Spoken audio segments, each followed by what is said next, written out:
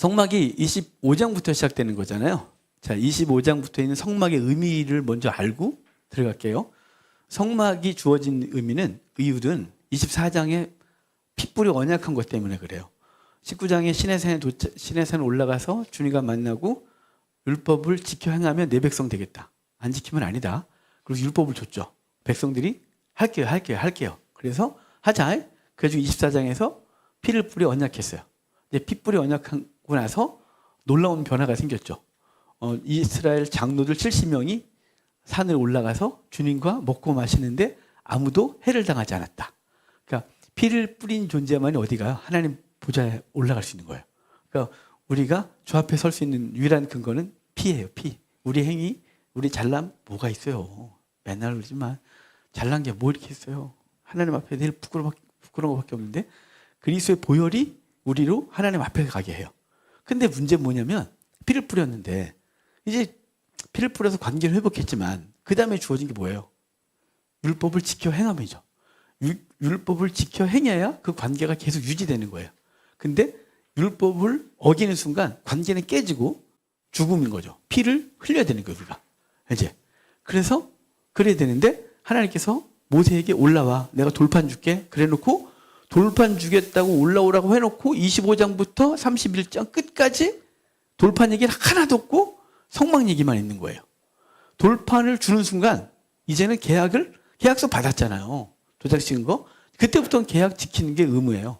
근데 계약서 주기 전에 뭐부터 하냐면 언약을 어겼을 때, 율법을 어겼을 때 관계 회복할 수 있는 법을 먼저 주시고 그 다음에 돌판 주는 거예요. 그러니까 이 성막 규례는 정말 어마어마한 은혜인 거예요. 그러니까 이제 종종 제가 구약을 강의하면 구약 공부를 왜 해요? 이런 분들이 있거든요. 좀 그러면 되게 답답해요. 깝깝합니다. 왜냐면 구약이 복음, 구약은 율법, 신약은 복음? 그런 소리가 어디 있어요. 구약은 율법을 주지만 맨 처음부터 복음이었어요. 왜냐하면 아담의 범죄한 이후에 회복할 수 있는 법도 여인의 후손이 와서 하는 거지 내가 하는 게 아니었어요. 그 부끄러움을 가린 것도 양의 옷이었고 계속 은혜가 주어지거든요. 그 은혜의 법이 구약을 계속 갖고 있는 거예요. 구약에. 그러니까 율법이 아니거든요. 근데 율법 얘기를 해놓고 성막 얘기를 하는 건 돌판 주기 전에 피 뿌리고 돌판 받기 전에 중간에 뭐가 있냐? 피가 얘기해요. 피. 성막의 가장 핵심은 피예요. 그런데 성막의 구조 하나하나가 그리스도를 말한다 그랬잖아요. 그래서 성막 얘기를 25장부터 하고 있는 거예요. 관계를 계속 유지할 수 있는 법. 근데 지금은 그럴 필요가 없죠. 왜냐하면 예수 그리스도가 성막을 완성하셨어요. 그래서 이제는 우리가 뭔가를 할 게 아니라 그리스도가 우리 안에 있으면 늘 유지되고 있는 거예요. 늘. 깨졌으니까 다시 뭘 해야 돼가 없어요. 깨졌으니까 내가 회개를 한 3일 정도 해야 돼가 이건 좀 회복할 수 있지. 이거는 21일짜리네. 이건 40일짜리 이거 없어요. 없고 늘 유지되고 있는 게 늘 떠나지 않으시니까요. 그러니까 성막은 완성된 거예요. 성막은 그런 그리스도를 예표하는 사건이라고 했잖아요. 자, 25장부터는 뭘 했냐면 성소 지을 예물을 바치게 했고 10절부터 언약궤, 23절부터 진설병, 31절부터 등잔대 얘기했어요. 자, 성막을 얘기할 때 성막을 이제 25장부터 31장까지는 성막을 이렇게 지어라라고 하는 규례를 주는 거고요. 그 다음에 35장부터 40장까지 성막 건축이거든요. 성막 규례를 줄 때와 성막 건축을 할 때는 순서가 바뀌어요. 성막 규례는요, 중요한 것부터 이렇게 기록해요. 예물 얘기했죠. 그래서 뭐부터 얘기했냐면 우리 성막 구조를 이렇게 성막이 이렇게 뜰이에요. 그죠? 뜰이고 여기 이렇게 보이지 않는 선이 있다 그랬죠. 이렇게. 그래서 여기 번제단 이렇게 띡 가서 여기가 언약궤라고 그랬어요. 그리고 성소, 지성소 이렇게 된다 그랬죠.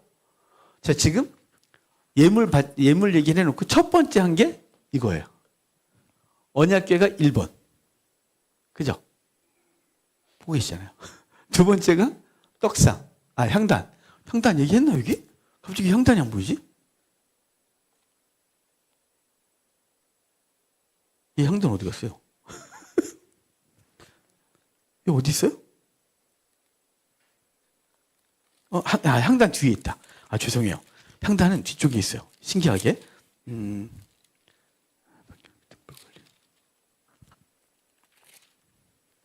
저기 30장에 향단이 30장에가 있어요. 이거는 얘가 뒤쪽 가 있거든요. 30장에 분향할 제단을 만들지니 그죠? 향단 뒤에 가 있어요. 나중에 봅시다. 여기 두 번째로 기록을 하라고 돼 있어요. 떡상. 그 다음에 여기 촛대. 이게 세 번째로 했죠. 지난주 25장 한 거예요. 그 다음에 벌어진 게 이 마당에서 벌어질 것이죠. 오늘 그래서 요거 껍데기. 이제 속에 넣었으니까 이제 그 휘장 천막 이거 얘기해야 되지 않겠어요? 그 25장은 26장은 휘장에 대한 얘기를 할 거거든요. 천막. 근데 자 볼게요. 뭐 얘기하는지 왔다 갔다 하니까 그러네요. 이거 하나 덜 끌고 갈까요? 이렇게. 자, 26장에 보면 너는 성막을 만들되 가늘게 꼰 배실과 청색, 자색, 홍색실. 자, 지금 성막 그 외피, 그다음에 내장, 내장에 이제 그 천막 있죠, 그 커튼 이런 거 만드는데 색깔이 4개로 쓰여요. 4개가 흰색, 가늘게 꼰 배실은 흰색이에요.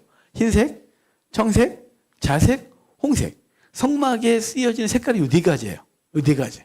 이 4가지가 다예요. 금속은 금, 은, 동이 다고 이 4가지 색깔이 그리스도를 그려주는 거예요. 흰색은 그리스도의 죄 없으심. 죄 없으신 그리스도를 얘기를 해요. 그 다음에 청색. 청색은 하나님이신 그리스도예요. 하나님이신 그리스도. 그 다음에 그 적색. 붉은색은 고난받으신 그리스도. 그리고 자색. 보라색이죠. 보라색은 왕이신 그리스도. 영광 받으시며. 그러니까 그리스도가 하나님이신데, 자, 청색부터 갑시다. 청색. 하나님이신데, 흰색. 죄가 없으신 분이 우리를 위해서 붉은색, 고난을 당하세요. 그 다음에 자색. 자색하고 보라색하고 자색이 영광 받으시며 승귀. 그러니까 그분이 왕으로 오르심. 그래서 이 4가지가 성막을 구성하는 4가지 색깔이에요. 흰색, 청색, 흰색, 붉은색, 자색.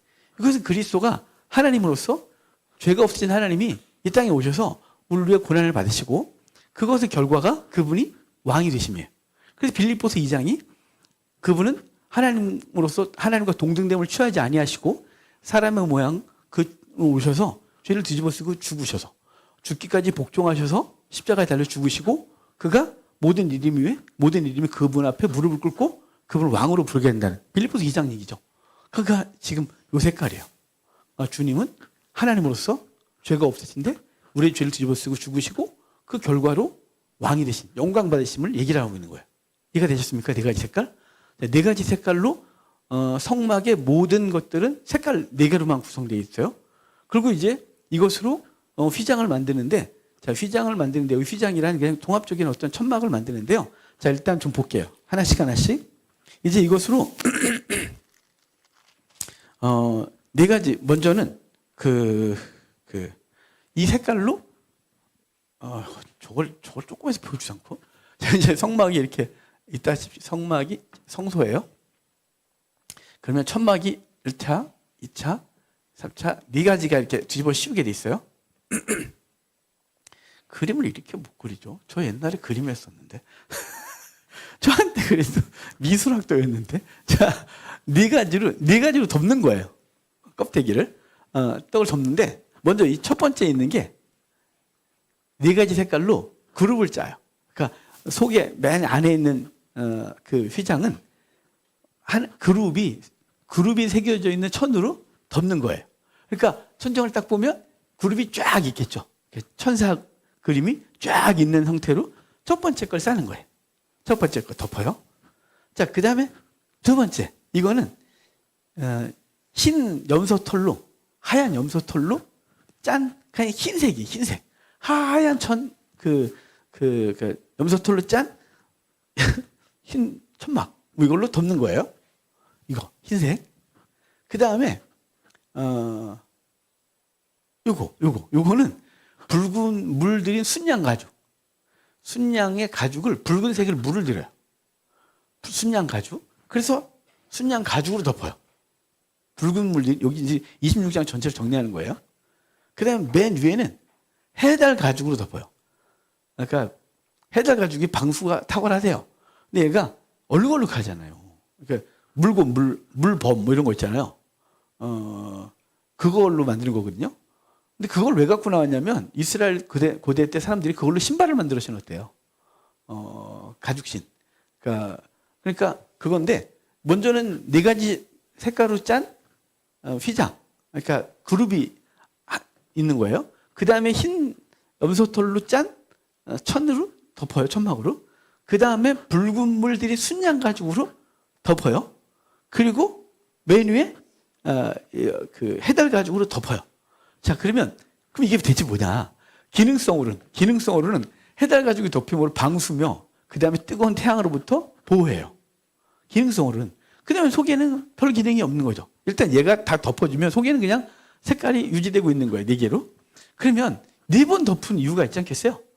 자, 아까 이 색깔은 그리스도가 하나님이신데 그분이 죄가 없으시고 우리의 죄를 때문에 고난을 당하시고 그분이 왕으로서 승귀, 영광 받으신 거예요. 그래서 그분을 표현하는 게 4가지 색깔이에요. 그럼 여기도 4가지가 있죠. 이거 그림이 하긴 4개 있어요. 자, 그러면 이 덮은 건 이것도 그리스도와 관련되는데 그분이 하나님의 영광으로 가득한 거예요. 그분이 그 휘장으로 있다고 그랬잖아요. 휘장으로. 그분이 하나님이신 거죠. 그분이 그 다음에 뭐로요? 흰색으로 덮었다 그랬죠. 그분이 죄가 없으신 거예요. 자, 이해가 되세요? 죄가 없으세요. 근데 죄가 없는데 그 다음에 뭐가 덮었어요? 붉은 물들인 순양 가죽으로. 자, 순양하고 붉은 물들인 게 어떤 생각, 레위 가면, 무엇으로 싹 오냐면, 신명기에, 갑자기, 정결수 만들 때, 붉은 암송아지를 끌고 오라 그랬죠. 붉은 암송아지를 끌고 오고, 백향목, 홍세시, 우슬초를 함께 태워 그 재를 모았다가, 흐르는 물에 조금 섞어서 재를, 그걸로 뿌리면 모든 기물을 정결케 해서 성전을 쓸 수 있고, 사람도 정결해진다 그랬죠. 그게 이제 붉은 암송아지였어요. 그런데 그건 붉은 암송아지 가지고 하지. 붉은 암송아지는 그 이스라엘의 역사 속에서 제사 제도가 결정되고 9마리 정도밖에 안 죽었어요. 100년에 한 마리 나오는 거예요. 100마리 한 마리 나오는 거 갖고 어떻게 만들어요? 근데 색깔은 붉어요. 붉게 물들이라 그랬어요. 근데 무슨 가죽으로요? 순양 가죽으로. 자, 순양이 레위기에 보면 5대 제사에서 순양만을 쓸 수밖에 없는, 오직 순양 외에는 그 어떤 것도 제물을 드릴 수 없는 제사가 하나 있어요. 그게 속건제예요. 속건제. 대가를 지불하고 속혀주는 거죠. 그게 속건제예요.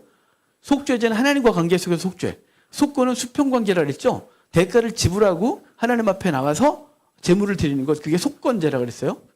속건제의 제사는 가난한 자건 부자건 상관없어요. 속건제는 딱 한 종류예요. 순양으로만 드릴 수 있어요.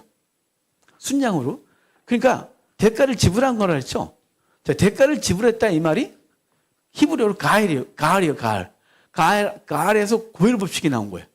그러니까 가을이 적용되려면 자, 이제 맨날 비유하지만 제가 능력이 없어서 살다가 돈이 없어서 땅을 팔았어요. 이웃에게. 그럼 저는 그 땅을 되찾을 힘이 없잖아요. 그럼 누가 해주냐면 제 형제 중에 하든가 제일 가까운 사람이 그 땅을 사서 저게 돌려주는 거예요. 이게 가을이에요. 대가를 지불하고 찾아주는 거예요. 이걸 속량 그러죠. 속량. 영어로 리뎀션. 헬라어에서 신약에 오면 엑사고라조마. 오늘 아침에 오전 예배 때 했어요. 대가를 지불하고 사다. 엑사고라조 또는 엑사고라조마에 그래서 이제 변형이 일어난 건데 엑사고라조 하는 거예요. 대가를 지불하고 사는 거예요. 그게 뭐라고요? 속건. 속건제의 유일한 재물은 순양.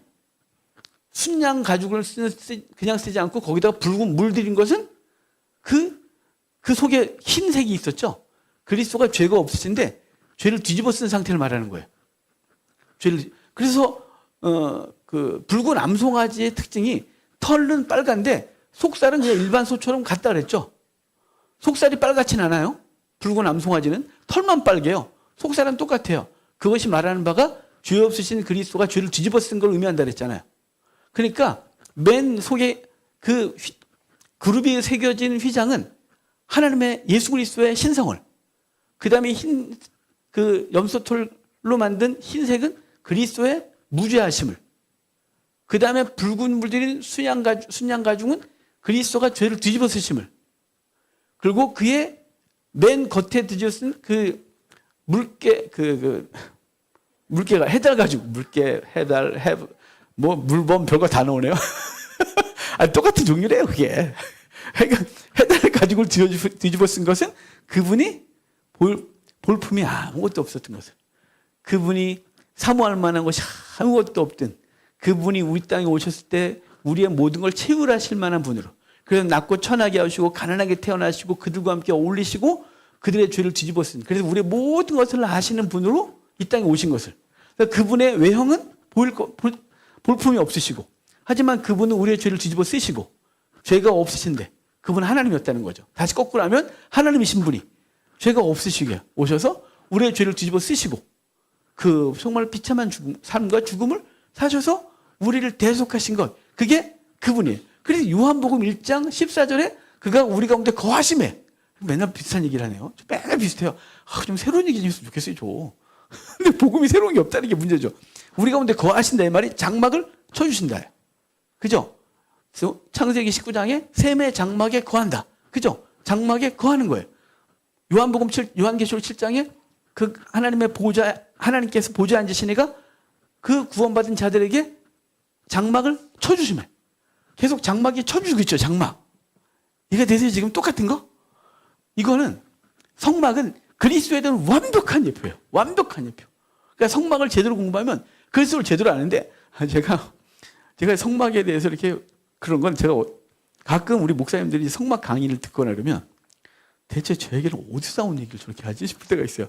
전혀 성경적이지도 않고 전혀 근거도 없는데 어디서 이렇게 상상의 나라를 피면서 성막을 막 얘기를 해요. 은혜는 되는데요, 그리스도는 없어요.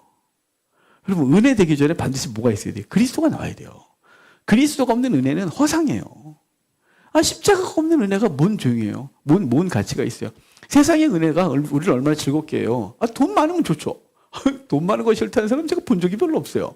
높은 자리에 오는 거 좋죠. 자녀가 잘 되는 거 다 좋죠. 건강하고 잘생긴 거 좋죠. 잘생긴 사람들은 맨날 주변 사람들 한턱씩 쌓아야 돼요. 이거 얼마나 복을 받고 태어났는데. 전 거울을 볼 때마다 왜 난 이렇게 태어났을까? 제가 일부러 잘생겼다 막 그러는데 돌아서는 진짜 못생겼다. 저를 갖고 진짜 세상 사는 게 기적이다 내가. 막 이렇게. 그러니까 잘생긴 사람들은 맨날 주변 돈 쌓아야 돼요. 손집사님 돈 쓰셔야 되고, 다른 사람은 돈 쓸 사람이 별로 없어요. 돈 쓸 사람이 별로 없네. 이 목사님 돈 좀 쓰셔야 되고, 근데 다른 사람은 별로 없어요. 우리 얻어먹을 사람들이에요. 자, 그 세상의 은혜, 세상의 복을 얘기하면 좋기도 하고 은혜도 되겠지만 그게 뭐예요? 근거가 불확실하잖아요. 근거가 없는 복을 얘기해봐야 허무한 거죠. 하지만 우리에겐 그리스도가 반드시 드러나야 되고 그 그리스도의 근거의 은혜를 얘기해야 되죠. 성막은 그리스도예요. 그리스도가 없는 이상한 성막 해석은 정말 은혜가 되는지 모르겠지만 그리스도는 없는 거예요. 자, 지금 26장이 바로 휘장 얘기를 한 거예요. 자, 그러면서 이 주변은 이제 놋받침에 은머리, 저번에 했죠? 안 했나요? 여기 기둥이 이렇게 있을 거 아니에요? 아이고. 이 기둥을 세워야 휘장을 하죠. 이 기둥에 여기는 놋받침. 아이고. 아껴 쓰느라고요. 놋받침에 여기는 은머리. 바깥에는 놋받침에 은머리예요. 여기는요, 지금 여기 사실 있었어요. 이 황금판으로 쫙 둘레를 싸는 거예요. 벽은 황금판을 만들어서 조각목으로 만들고 황금으로 싸서 쫙이요. 그 다음에 이제 그 갈고리를 이제 그 이어지는 나무를 껴서 흔들리지 않도록 하는 거예요. 그러니까 황금판이 쫙 가고 그 다음에 그 판 밑에 그 바탕이 있을 거 아니겠어요? 받침이 여기는 은받침에 금머리, 은받침에 금이에요. 은받침에 금기둥. 자, 제가 이거 여기서는 안 했나요? 자, 그러면 왜 여기는 흰색 천으로 둘러쌌죠? 세마포로 둘러싸서 바깥에서 안이 안 보여요. 그런데 여기는 흰 세마포가 뜰이죠. 이걸 그리스도 안, 교회라고 하는 그 공동체는 바탕이 어디냐면 심판에 있어요. 노 위에 순결이 있는 거예요. 은은 순결 의미예요. 그러니까 노은 심판, 은은 순결, 금은 영광이라 그랬죠. 성막에서 세 가지 금속이 갖고 있는 특징, 의미는 노은 심판, 은은 순결, 금은 영광이에요. 성경 전체에서 똑같은 의미를 갖고 있었어요. 성경 전체에서 금운동은. 자, 그러니까 이 그리스도의 공동체는 무엇 위에요? 심판 위에 순결에 서 있는 거예요. 그리고 이 안은 순결 위에 영광에 서는 거예요. 그러니까 바탕이 심판, 그리고 그 위에 순결, 그리고 영광인 거죠. 그 안으로 들어오면서 이게 뭘 말하냐면 우리 그리스도의 교회는 심판대 위에 서 있어요. 어디요? 예수 그리스도가 우리를 위하여 희생을 당하신, 심판을 당하신 것 위에 교회가 서는 거예요. 기초가 그리스도의 심판이에요. 기초가 우리가 아니란 말이에요. 기초가 내가 열심히 살고 헌신하고 아니라니까요. 우리의 기초는 그리스도의 십자가의 심판 위에 서는 거예요. 그리고 그의 선 주의 백성들이 거룩함으로 서는 거죠. 그리고 그 거룩함 위에 영광스러움이 이렇게 들어오는 거예요. 그래서 여긴 다 금이라 그랬잖아요. 이 안에 벌어지는 사건은. 이 판때기로 다 금, 이 안에 기물도 다 금. 여기는 흰색. 그래서 놋받침 위에 은머리, 은받침 위에 금 기둥이 쫙 쓰는 거예요. 그게 이제 성막이 갖고 있는 외형적 구조인 거죠. 자, 그 다음에 이제 여기 31절도 봐야 되네. 우리 26장 31절 봐요. 거기 너는 청색, 자색, 홍색 실과 가느개꽃 배실로 짜서 휘장을 만들고 그 위에 그룹들을 정교하게 짜서 금 갈고리를 네 기둥에 늘어뜨리되 그 네 기둥 조각목으로 만들고 금으로 싸서 네 은받침 위에 둬라. 그 휘장을 갈고리 아래 늘어뜨린 후 증거궤를 그 휘장 안에 들여다 놓으라. 그 휘장이 너희를 위하여 성수와 지성수를 구분하겠대요. 휘장은 뭐로 만들었다고요? 네 가지 색깔로 짜는데 휘장이 그려져. 그룹이 그려져 있어요. 31절에. 그래서 계속 좀 볼게요. 34절. 너는 지성소에 있는 증거궤 위에 속죄소를 만들고 증거궤 위에 속죄소. 이걸 둘 다 합쳐서 언약궤라 그랬죠. 증거궤는 증거판을 두는 궤짝. 궤짝이에요. 그 다음에 그 위에 뚜껑이 속죄소. 그래서 증거궤 위에 속죄소를 두고 뚜껑이에요. 속죄소는. 그 휘장 바깥 북쪽에 상을 놓고 이거 말하는 거야. 상을 놓고 남쪽에 등잔대를 놓아 상과 마주하게 할지며 떡상이 죄송해요. 이거 상은. 그 다음에 청색, 자색, 홍색 실과 가늘게꼰 배실로 수놓아 짜서 성막 문을 위하여 휘장을 만들고 이걸 위하여 휘장을 만들고 그 휘장 문을 위하여 기둥 5을 조각목으로 만들어 금으로 싸고 그 갈고리도 금으로 만들지며 또 그 기둥을 위하여 받침 5개를 노수로 부어 만들지니라 그래요. 이제 이걸 내가 거기를 해야 되나 말아야 되나 모르겠는데 이제 많은 그 성막 강의하시는 분들이 그랬어요. 동의하면 쓰겠는데 동의가 안 될 때 못 쓰잖아요, 사실. 근데 이제 그래도 말을 드려야겠죠. 어디서 들을 거니까. 여기에는 기둥이 4개예요. 그 다음에 여기는 기둥이 5개예요. 이렇게. 그래서 거기 어디 나오냐면요. 32절에 금갈고리를 4기둥 위에 늘어뜨리고, 그죠? 여기가 4개예요, 기둥이. 여기는 그 다음에 37절은 그 휘장문을 위하여 기둥 5을 조각목으로 5개예요. 근데 이거를 제가 적극적으로 동의하기는 힘들지만 그래도 교계에서 얘기되는 기둥 4과 5개의 상징성이 있어요. 제가 거기 가야 되나 말아야 되나 아직도 잘 모르겠어요. 그런데 그래도 뭐 말씀을 드려야 되겠지 않겠어요? 이 4개는 느낌이 딱 오는 게 있잖아요. 4개 딱. 사복음서요. 그래서 이 그리스도 안으로 들어가는, 이 안으로 복음서를 통하여 그 안으로 들어간다. 그 다음에 이 안으로 들어가는 건 오경을 통하여 성소 안으로 들어가서 그분 앞에서 분향하고 떡을 만들고 하는 것으로 상징으로 쓰여요. 교계 해석이에요. 근데 이걸 받아들일까 말까 제가 아직 결정 못했어요. 뭔가 내가 그래 이거야 이래야 되는데 그래 이건가? 그래서 사실은 내가 이건 사실은 제가 의문이 많아요. 그래서 상징적인 걸 쓰긴 하지만 이게 적극적으로 뭔가를 이렇게 전체 성경 전체에서 쫙 조명해 줘야 내가 좀 편하게 쓸 텐데 이건 제가 잘 모르겠어요, 사실은. 그런데 성막 강의집을 보거나 그러면 요 4개는 사복음서로 5개는 오경으로 얘기를 하긴 합니다. 그러니까 뭐 받아들인다고 문제될 건 없어요. 안 받아들인다고 문제될 것도 없어요. 뭐 그냥 그러듯 하잖아요. 그러니까 성막은 왜 이렇게 해석을 하냐면요. 성막은 그 의미를 신약적으로 해석해 준 게 하나도 없어서 그래요. 그러니까 제가 성막이 그리스도인 것을 대충 이제 신약에 가면 알겠지만 하지만 그 구조 하나하나를 이게 이렇다를 해석을 안 해줬기 때문에 구약의 전체적인 느낌들, 그 다음에 그것을 그리스도를 가지고 어떻게 해석을 하는지는 개혁교회 성도, 그 목회자들이, 후대 목회자들이 그것을 보면서 성막을 해석하고 그리스도에 적용하는 과정 속에 있고, 종종 논란이 있을 수 있는 거예요. 그래서 저 밑에 뭐 부사분 뭐고, 뭐 세부,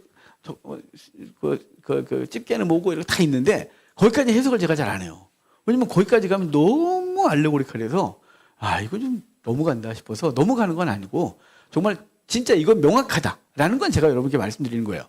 제가 확신하고 이건 내가 목숨 걸어도 이건 바뀔 수 없다. 근데 이거는 목숨까지 걸기는 애매해서 여러분께 설명을 드리는 거예요. 아셨죠? 이거야 아니 이건가 이게 되는 거라고 이거 4개 5개. 자, 그다음 봅시다. 그런데요. 이 휘장에 오직 여기만 중요한 게 여기 휘장이죠. 여기 휘장에만 뭐가 있어요? 그룹이. 여기 휘장에만 그룹이 그려져 있어요. 자, 접은 건 다 예수 그리스도와 그의 몸, 그리스도의 영광과 그의 신성과 그의 죄 없으심과 그가 죄를 뒤집어 쓰심과 그의 삶이 보잘것없이 흠만 보는 것이 하나도 없으셨던 그분의 모습을 이 덮개들이 보여주고 있다면 이 휘장에서 얘는 그냥 4가지 색깔로 짠 거고 색깔을 어떻게 짰는지는 구체적으로 나오질 않아요. 뭐 얘가 문양이 있었는지 문양이 없었는지 아니면 그냥 색깔 일방적으로 이렇게 색깔을 배열했는지는 전혀 몰라요. 그건 중요하지 않으니까 안 그러는데 요거는 되게 중요해요. 여기는 휘장이 그려져 있어요. 유일하게 여기만 휘장이 있는 거예요. 여기 그냥 흰 세마포예요. 여기도 4가지 색깔로 문이 돼 있어요. 요 문하고 요거하고 색깔이 같은 걸로 짜는 거예요. 여기만 휘장이 있어요. 이것은 분명하죠. 자, 여길 들어가려면 피를 갖고 들어가는 거예요. 1년에 하루. 자, 저기가 뭘 말하냐면 창세기 3장을 말하고 싶은 거예요. 창세기 3장이 에덴 동산에 하나님과 그의 백성이 함께 거닐다가 아담이 범죄함으로 내쫓겨요. 쫓아내고 나서 3장 마지막에 하나님이 천사들, 불칼을 들고 있는 천사들로 에덴 동산을 지켜요. 못 들어가게. 왜냐하면 하나님의 걱정이 뭐냐면 저 범죄한 자들이 생명나무 열매까지 먹으면 영원히 사니까 저 상태에서 영원히 사는 건 아니잖아. 그래서 문 닫아버렸단 말이에요. 그래서 그걸 해놓고 여기다가 성막을 만들 때 주님은 이걸 딱 갖다 놓으셨어요. 그건 뭐냐면 자, 우리가 그 불칼을 들고 있는 그 천사 그룹을 무엇로 통해 들어가냐? 피는 갖고 들어가면 된다는 거예요. 피. 그래서 1년에 하루 피 갖고 쑥 들어가서 거기서 피를 뿌리고 나오는 거죠. 이스라엘 백성 전체를 용서하는 그 피를 갖고 들어가는 거예요. 그리고 그러니까 이것을 그리스도가 여기서 죽으신 그리스도가 그 피를 그 제사장의 피 가지고 1년에 1차로 들어가는 거죠. 하루. 그러니까 여기 뭘로만 들어가냐? 죽음으로만 들어가는 거예요. 죽어야 되는 거예요. 그런데 우리가 들어갈 수 없는 거죠. 죽으니까. 그런데 그리스도가 우리의 죄를 쓰고 죽으시고 우리는 뭘 갖고 가요? 그의 죽음을 갖고 들어가는 거예요. 그의 죽음을. 봐봐, 죽었지? 이렇게 하고. 예? 자, 피 필요해? 자, 여기 있잖아. 이러고 들어가는 거예요. 이해가 되시죠? 이 그림이. 그래서 이 휘장은 여기 이 에덴으로 들어가려면 죽어야 되는데 못 들어가는 거죠. 그럼 우리 들어가고 싶어도 못 들어가잖아요. 근데 죽어야 되는 거예요. 피값을 지불해야 돼요. 죄의 값은 사망이니까, 죄의 삭은. 그래서 그리스도가 우리를 위해 죽으시고 그 피 가지고 1년에 하루 제사장이 들어가는 거예요. 들어가서 우리를 속하는 거죠. 그래서 예수님 십자가에 죽으실 때 휘장이 위로부터 아래까지 쭉 갈라졌다 그랬죠. 약 이 정도 돼요. 약 10cm 정도 되는 두께의 휘장이 위부터 아래로 갈라지는 거예요. 아래에서 갈린 게 아니에요. 밑에서 찢은 게 아니라 위에서 찢었어요. 이거 뭘까요? 하나님이 찢으신 거예요. 하나님이 예수 그리스도의 몸을 찢으시고 그 안으로 우리가 들어가는 거죠. 그래서 히브리서에 이 믿음을 잃지 마라. 이것은 이 담대함이 큰 상을 얻게 하느니라. 그래서 그리스도의 몸, 곧 휘장이 찢어졌고 그 안으로 들어가는 거죠. 그러니까 이 휘장이 아주 중요한 거고, 이 휘장이 여기만 그룹이 새겨져 있어요. 이 그룹을 통과하려면 죽어야 되는 거예요. 근데 우리가 못 죽으니까 그리스도가 죄를 짚어쓰고 죽으시고 그 피를 우리에게 묻혀주셨어요. 그 피를 가지고 들어가는 거죠. 그래서 우리는 기도할 때 예수님의 이름으로 기도해요. 예수님의 이름이 주문이 아니에요. 그거 제가 없어도 돼요. 그랬더니 꼭 안 해도 되는 거예요. 안 해도 돼요. 그런데 해요. 왜 우리가 기도할 때 하냐면 잊지 않고 우리의 기도가 하나님 앞에 나아가는 근거는 그리스도의 보혈입니다. 해요. 그걸 안 했다고 우리의 기도를 응답하지 않으시는 건 아니잖아요. 물에 빠져 죽겠는데 주여 구원하소서 잠깐만요. 예수님의 이름으로 기도하고요. 이거 할 수는 없잖아요. 하나님 살려줘. 그러는데 내가 예수님의 이름으로 기도를 안 했고 내가 이거 그러다 죽어요. 그러니까 안 해도 돼요. 그러니까 그리스도의 보혈이 그 앞으로 들어가는 유일한 근거다. 이해가 되셨습니까? 휘장. 그리고 1년에 하루 대속죄일에 피를 갖고 들어가는 건 그리스도를 예표하고 있다는 거예요. 그게 지금 26장까지 한 거예요. 자, 27장 제단 있어요. 이제 이 번제단 말하는 거예요. 번제단을 만드는데요. 번제단 여기 있죠, 이거. 자, 번제단 여기서 이 번제단이 갖고 있는 건 예수 그리스도가 여기서 죽으신 거인가요? 죽으신 거예요. 그리스도의 보혈이 여기 뿌려지죠. 그리고 여기서 그리스도가 죽어요. 번제단을 얘기를 하는데 하여간 번제단이 여기 있고 하여간 이 제단 넘어갈게요. 뭐 할 말이 있을 것 같은데. 예. 이 번제단이라는 이 제단 1절에 5규빗의 제단을 만들 때 그래요. 뭐 크기 얘기를 하고 제단을 만드는데요. 이 제단이 히브리어로 짜바흐래요. 짜바흐 그러는데요. 이게 살육하다 제사드리다라는 단어에서 왔어요. 그래서 이제 짜바흐라는 단어 미츠바흐라고 하는 단어인데요. 이게 여기서 살육하고 희생 치른다는 거예요. 그러니까 제사 지내는 곳이죠. 그러니까 여기서 누가 살육을 당하냐면 그리스도가 죽은 거예요. 그리스도가. 그러니까 번소화제권 5대 제사가 다 그리스도를 상징한다 그랬잖아요. 이 예수 그리스도가 우리를 죽으시고 이 제단에서 여기서 죽으신 것 때문에 우리가 들어가는 거예요. 그러니까 제단 얘기를 하고 그 다음에 볼게요. 9절부터 성막들. 이 성막들은 다 했어요. 우리 아까. 근데 그 17절에 아까 말씀드렸던 게 있어요. 뜰 주위 모든 기둥의 가름대와 갈고리는 은이요. 그 받침은 노시며. 그렇죠? 받침이 노시고 여기가 높받침 은머리. 그 다음에 거기 이제 갈고리 이런 건 은이고. 근데 여기는 은받침 황금 기둥. 기둥을 다 붙여서 쫙 판을 붙여서 그 안을 만든 거죠. 그러니까 그 안은 다 영광스러움이에요. 성막 안이. 자, 그렇게 말하고 20절부터는 등불 관리가 있어요. 너는 또 이스라엘 자손에게 명령하여 감나무로 짠 순수한 기름. 그러니까 감남유, 올리브유, 엑스트라 버진 있죠. 우리나라 나와 있는 엑스트라 버진은 거의 혼합유예요. 먹어도 돼요. 문제 없어요. 드레싱으로 먹으면 되는데요. 진짜 비싼 올리브유 있죠. 저걸 어떻게 먹어 이런 거 있잖아요. 그게 진짜 엑스트라 버진이에요. 살짝 짠 거예요. 살짝. 그거는 그거는 몸에 바르고는 큰일 나요. 이스라엘에서 이제 고대 때. 그건 하나님께 바치는 거예요. 그래서 성전에 들여서 그것으로 이제 그 촛대에 불을 밝히는 게 엑스트라 버진이에요. 그래서 눌린 거죠. 근데 그 첫 번째 눌림, 그 순수한 눌림이 그리스도죠. 자, 그리스도가 어디서 기도하셨어요? 기름틀에서. 겟세마네 동산. 그가 올리브 농장이고 그 지금 가면 그래서 올리브 나무가 이때문에 있어요. 이렇게 몇 명이서 둘러싸도 될 정도로. 근데 올리브 나무는 계속 영원히 산다나 봐요. 그러니까 계속 이래. 그런데 뭐 예수님의 기도를 본 나무들이라는데 그건 거짓말일 거예요. 주 100년에 주 100년경에 135년에 바르코바 반란 때 그 이스라엘 주변에 모든 올리브 나무를 싹 펴버렸어요. 거기 아예 사람 못 살 동네로 만들겠다고. 그 이후에 뭐 그루터기에 나온 놈인지 어쩐지 모르겠지만 그 이후에 그러니까 예수님의 고난을 본 나무는 없어요.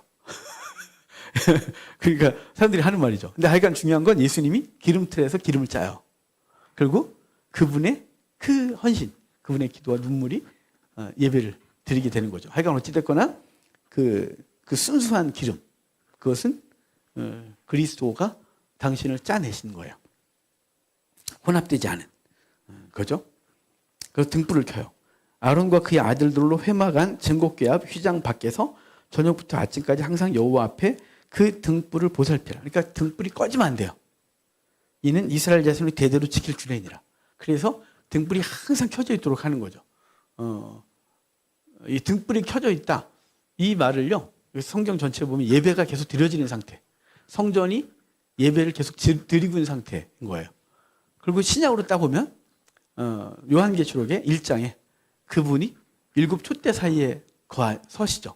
7 촛대 사이에 있다 이 말은 그분이 7 촛대가 뭘 상징해요? 교회. 7 교회를 상징한다 그랬어요. 교회가 바로 촛대고 교회가 하나님 앞에 예배드리고 헌신하고 하는 게 등불을 계속 밝히고 있는 거예요. 그러니까 교회는 계속 유지돼야 되는 거죠. 그리고 그 안에 주님이 거하시는 거예요. 그게 이제 촛대와 그 기름이 의미하는 바고 기름을 계속 살펴야 돼요. 오염이 됐나? 또 끓이 많이 떨어서 불이 꺼지면 안 되고. 그러니까 계속 깨어 있어야 되죠. 깨어서 그것들을 점검하는 거예요. 그러니까 저와 여러분들이 늘 깨어 있어야 돼요. 그러니까 신앙생활 하면서 우리의 신앙이 온전한지, 내가 지금 갖고 있는 복음이 오염되진 않았는지, 우리 목사들이 더 점검해야 되겠죠. 제가 말씀 전하는 설교가 이게 복음적인지, 아니면 내 생각인지, 자기 생각인지, 이거 어디서 오염된지를 늘 생각해야 되죠. 오염되지 않은 설교가 증거돼야 되니까요. 오직 복음만. 비록 복음이 새로운 얘기가 없어요. 가끔 목사들은 미칠 것 같으니까요. 이거 저번에도 한 얘기인데, 이거 또 얘기해. 아우, 환장하겠다. 막 정말 새로운 얘기를 하고 싶어 죽겠어요. 근데 없어요. 그 해석을 좀 깊게 하고 그 해석이 조금 더 풍성해지는 게 정도 있을까? 새로운 건 없어요. 이거 어떻게 새로운 게 있을까? 없지. 예수님 우리에게 주신 복음이 뭐 새로운 게 어딨어요? 이미 우리에게 주신 거고 그 복음이 오염되지 않도록 해야 되는 거죠. 기복주의로 오염되거나 번영신학으로 오염되거나 그리고 자기의 생각으로 오염되거나 뭐 유대주의로 오염되거나 율법주의로 오염되거나 그러지 않도록 오직 순수한 복음이도록 우리는 늘 점검해야 돼요. 목사도 점검하고 여러분도 점검해서 우리가 갖고 있는 복음이 어떤지 알아야겠죠. 저는 등불 관리까지 갔고요. 28장의 제사장의 옷이에요. 이 제사장의 옷도 할 얘기가 참 많죠. 일단 봅시다. 여기 내 형 아론을 위하여 거룩한 옷을 지어 입히래요. 2절에. 그리고 그 지어 영화롭고 아름답게 하래요. 여러분, 아론이 대제사장의 자격이 있습니까? 사실은 아론은 출애굽기 32장에서 죽었어야 돼요.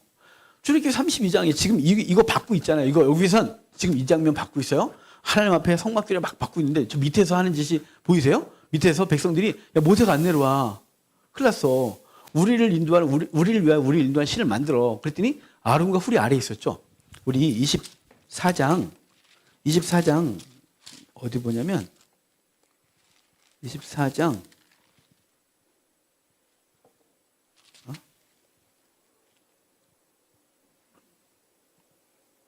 14절 봐요.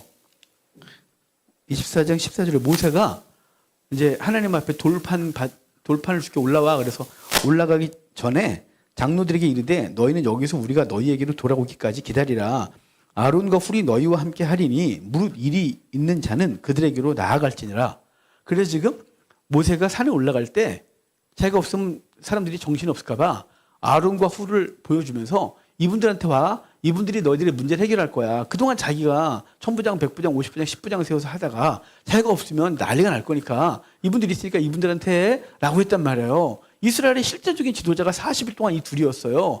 그런데 백성들이 모세가 안 보이니까 우리를 위하여 우리를 인도할 신을 만들라. 출애굽기 32장에서 말하잖아요. 그랬더니 유대 전승에 먼저 훌한테 왔어요. 훌한테 와서 그러니까 훌이 이 사람들아 그러지 마. 모세 내려와. 그랬더니 아야 안 내려와. 죽었어. 안 죽었어. 그러지 마. 그랬더니 아니야 죽었어. 빨리 송아지 만들어. 그랬더니 훌이 안 된다고 계속 그러다가 돌 맞아 죽었어요. 유대 전승에. 그래서 요 다음부터는 훌이 없어요. 절대 안 나와요. 훌이 여기서 죽었죠. 그러니까 훌은 유대인들에게 있어서 첫 번째 순교자예요. 그래서 그 첫 번째 순교자의 손자 훌의 손자 부살레를 통하여 하나님의 집을 짓죠. 하나님이 지명하시는 거예요. 그러니까 하나님 앞에 우리가 거룩한 삶을 사는 건 너무 중요해요.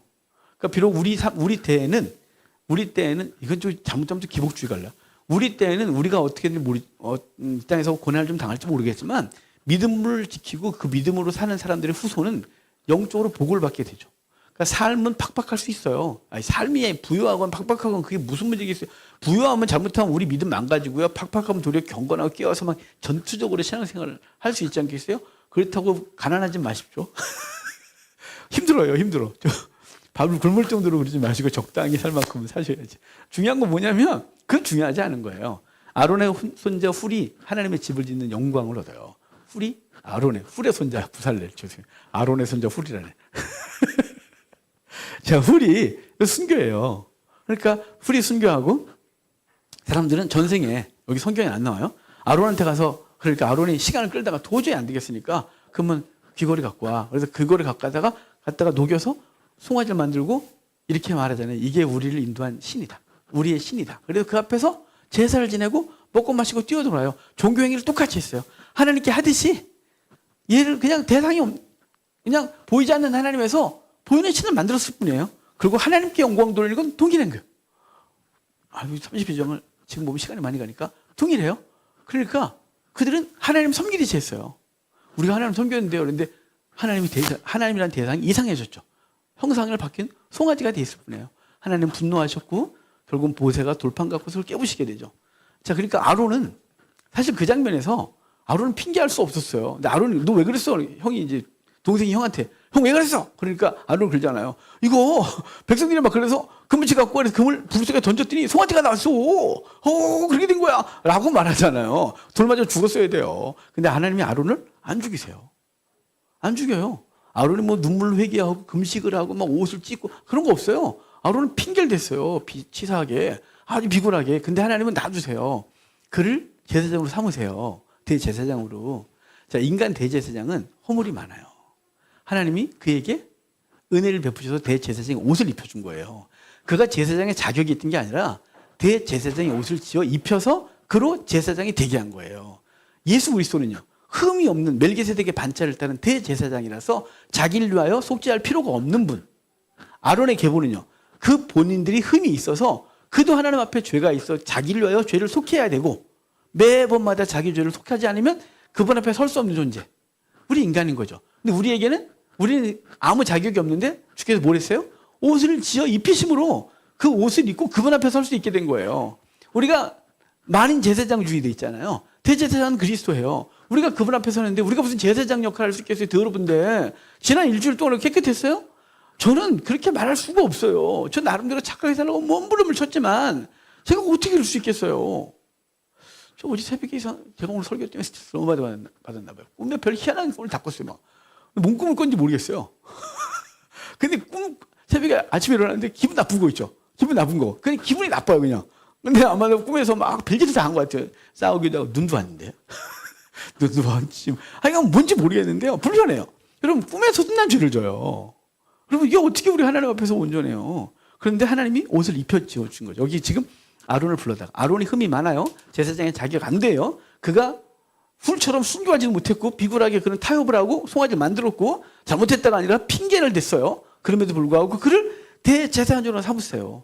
인간 대제사장은 늘 흠이 많아요. 하지만 그리스도는 흠이 없는 대제사장으로서 자기를 위하여 속죄할 필요가 없다고 히브리서에서 말하고 있는 거예요. 자, 그래서 대제사장의 옷을 이제 얘기를 하는데요.